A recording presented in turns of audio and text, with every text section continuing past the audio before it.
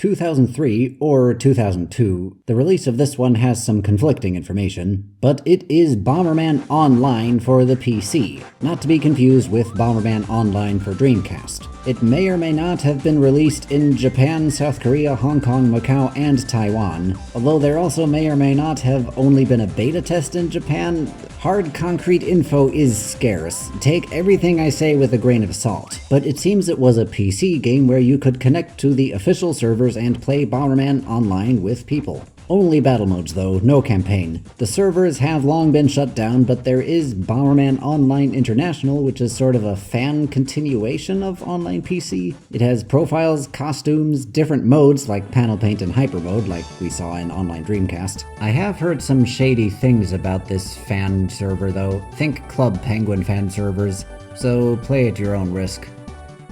July 2003 sees the release of Bomberman Land 2, released for the PlayStation 2 and GameCube exclusively in Japan. Expanding a bit on the other oval characters from Cart, Pretty, Gold, and Baby Red are still here, joined by Black this time. Also Blue and Green, wearing glasses, form a sort of a trio with Gold. And Racer Bomber is here, similar to Mac Bomber from Fantasy Race, but not the same character. From what I can tell, all of them, together with Louie and Pommy, are invited to go to Bomberman Land. They get off the boat and...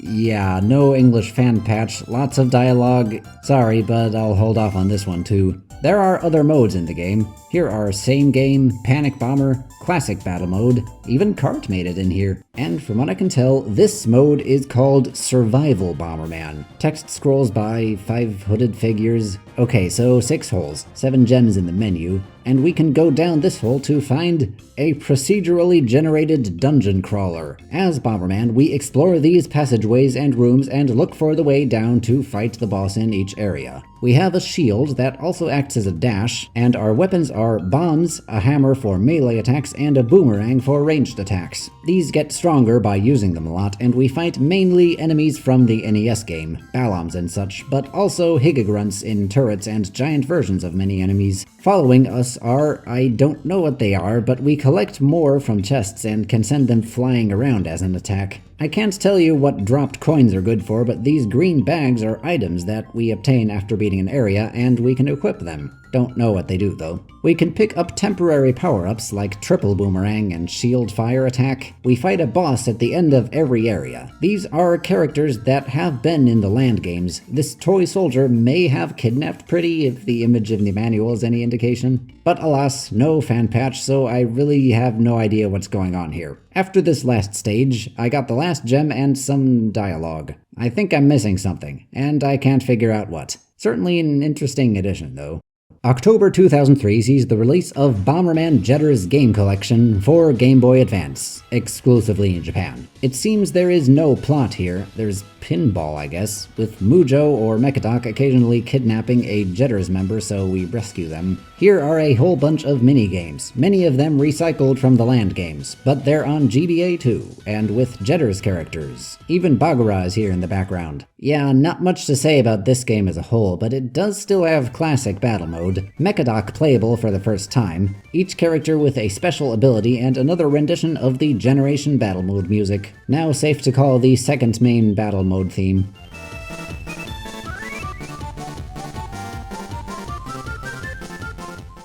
For December 2003, I really should mention Dream Mix TV World Fighters, a Japan-exclusive game for GameCube and PlayStation 2 that is a Smash Bros. Clone with a bunch of Hudson and Konami characters. Why Konami? Well, they bought a ton of shares in Hudson back in 2001. Wonder if this will lead to anything. There is a sort of a campaign mode where the World Fighters TV program invites a bunch of fighters in order to increase their ratings. They are hosted by Mujo and this girl called Haruna. Shenanigans ensue between fights, and the fights themselves are similar to Smash Bros. Except characters shrink and grow across a fight, and after hitting a character enough, they drop this flying heart that you have to collect before they do to win. Oh, and here's Mujo being flattened. Finally, Haruna kicks Mujo into this mech and he becomes the final boss of the short campaign. After beating him, he flies off and explodes and the credits roll. This game does prove the concept of Bomberman in Smash is feasible. On a side note, there's this stage which has, as its music, another rendition of our second battle mode music.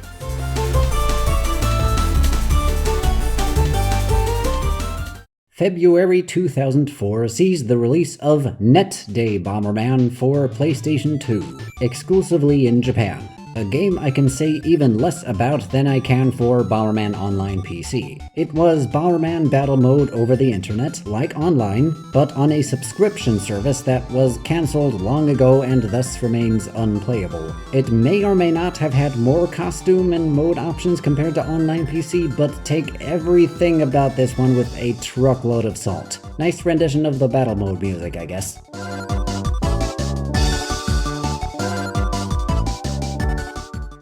April 2004 brings Bomberman Cart DX for PlayStation 2, exclusively in Japan.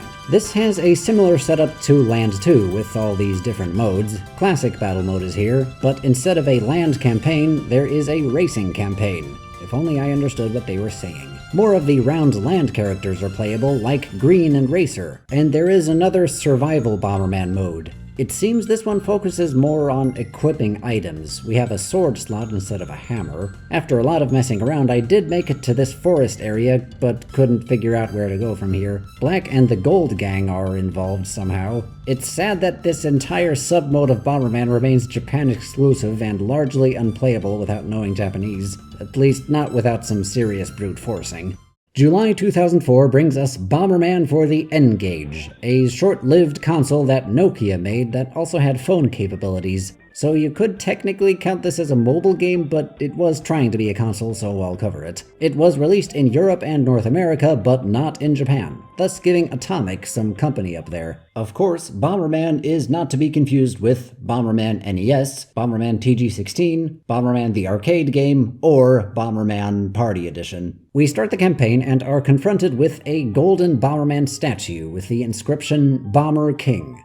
So, not to be confused with this Bomber King, King Bomber, 4 Bomber Kings, or this Bomber King. That said, is this statue a reference to Panic Bomber Virtual Boy? The statue is stolen, and Bomberman jumps into this portal to find standard, traditional Bomberman. Wow, it's been a while. Last one before this was Max 2. The Louis are back, but otherwise there isn't much to say. We have a battle mode and another remix of the second main battle mode music.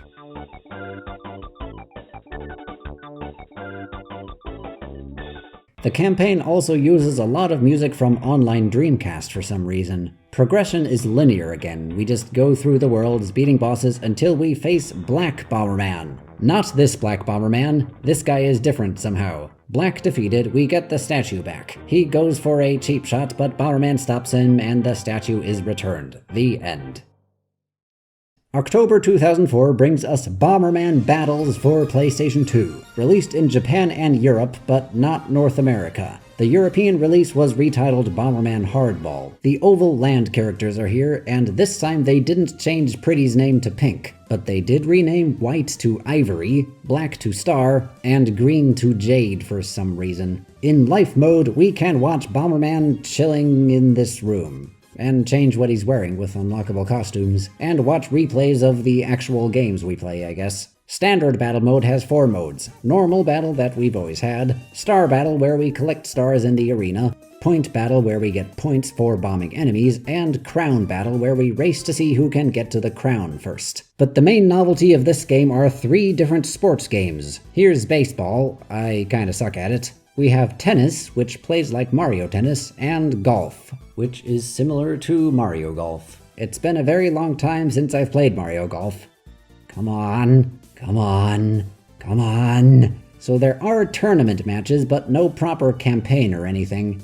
The spin-offiest of all spin-off games? Actually, the past 2 years had 7 games, counting Ngage, only 1 of which was a traditional Bomberman game, again, Ngage, and only 2 of which were released outside of East Asia. How did it end up like this? And how long will this go on?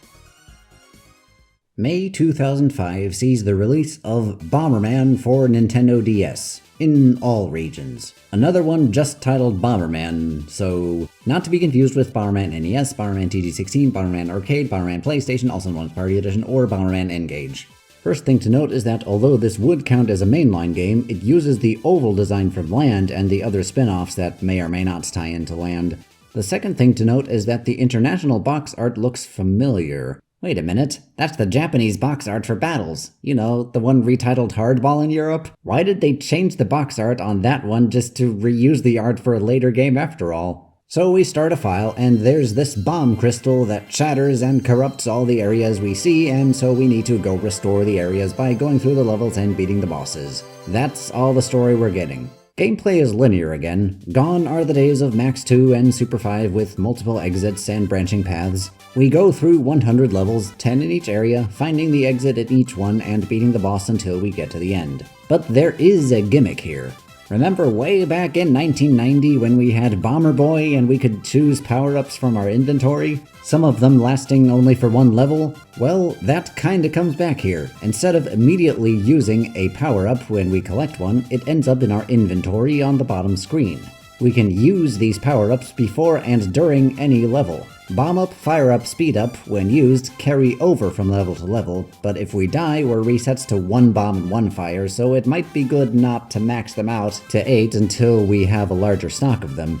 The rest of the power-ups last only for the level we use them in, like kick, punch, line bomb, remote bomb, penetration bomb, or they last for a limited time, such as wall pass, bomb pass, invincibility, bomb immunity.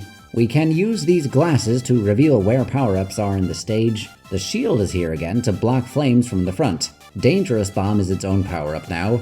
So this game is much more about gathering resources and using them when needed. Our enemies are taken from the NES game and a lot of the other 90s games, like the Super Series and the TG16 games. The layouts aren't as complex as they were in, say, Super 2. They're more like Ngage and much earlier games with horizontally scrolling levels. After 5 levels, there's a bonus stage for some extra goodies. The boss stages take place across both screens. Hey look, it's this guy from 93. A bubble-spitting crab, with a second one inside it, just like in 94. And the 2 cacti from Super 3, who were also in the Earthquake PSA.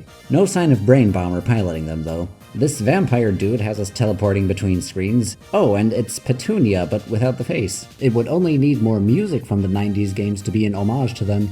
The music here is more akin to the Land series. The bosses repeat in later areas. Here's a bubble-spitting scorpion for a change. After each boss, we see how a part of the map is restored, and finally, at the end, we face this ancient statue thing. The crystal is restored. Roll credits. The end. Yeah, this one wasn't big on story. Sort of a remix of the older games with a mechanic not seen since Bomber Boy, though it doesn't do too much to innovate the formula. Whether this is good or bad is up to opinion. So would this be a mainline game or part of the Land series, given that it uses the oval design and more landish music? And will we ever see a more involved story, again like Second Attack or Tournament? Of course, we have Battle Mode, now with download play, meaning that up to 8 people can play with their DSs while only needing 1 cartridge. There's a mode where you can detonate remote bombs with the microphone. Stages span both screens, and we have, what else, the Battle Mode music from Generation.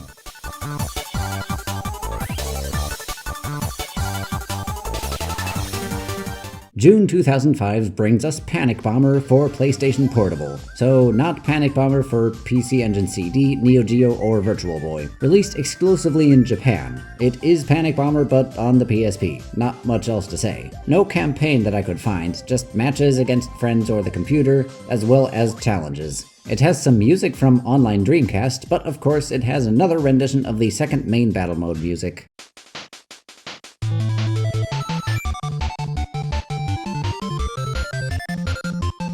Wait, hold on, it's the exact same rendition we had in Netday Bomberman. Shame on you, Panic Bomber PSP. August 2005, and we have Bomberman Land 3 for PlayStation 2.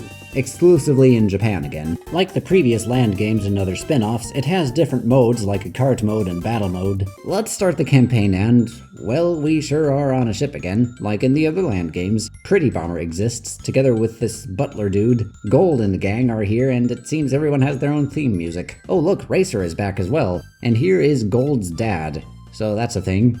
We check in the hotel where we can... What? Let's take off everything. His feet actually look like that? And no antenna? What? We can't go out in public like this. So let's continue naked. The director of Bomberman Land is here. We've seen him before. We sure can talk to a lot of people. This minigame again? We had that one back in the first Land. Is it just gonna be the same minigames over and over? Hey, let's try to go into the ladies' bathroom. We can't. Oh man. It seems the Land games do have traditional Bomberman gameplay in some areas, but okay, enough of this. We need English fan patches, people.